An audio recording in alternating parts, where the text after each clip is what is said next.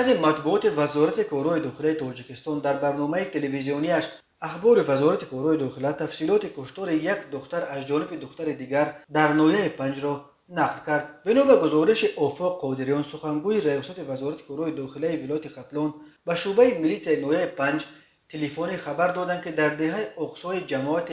نمونه یک زن خود را آویخته است، ولی مقامات تفتیشاتی در پی به جای حادثه رفتند و از نظر گذرانیدن منزل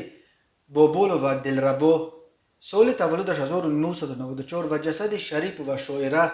سال تولدش 2000 ساکن جماعت کیرو نویه وخش را با علامت‌های مرگ مجبوری پیدا کردند. در رفت تفتیش معلوم شده است که بابول و شریف و چند وقت باز با هم دوستی داشتند و آن شب نیز شریف و در خانه بابول و در میمانی قرار داشته است، اما در پی استعمال مشروبات در حالت مستی بین دو دوگانه مناقشه سر میزند و دوگانه های یکدیگر را لطوکوب میکنند. در جریان مناقشه بابول و معتبر به سر شریف و چند ضربه زده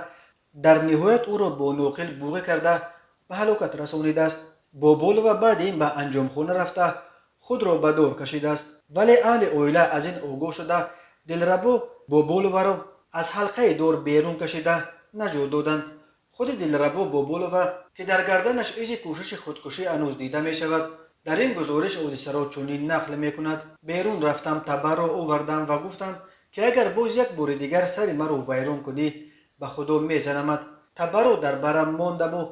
دراز کشیدم، لیکن وی باز اقوارش چپک کرد. من خیستم رفتم با تبر به سرش زدم، دیدم که از سرش خون آمد، تگ سری پر از خون شد. بعد کابل را آوردم، باز با کابل جقیدمش، بعد این مرد و من هم رفتم و بند را گرفتم و در آغل خودم را به دار کشیدم. نسبت به بابول و بر اساس ماده 104 کودکس جنایتی تاجیکستان با اتهام آدمکشی پرونده جنایتی آغاز کردند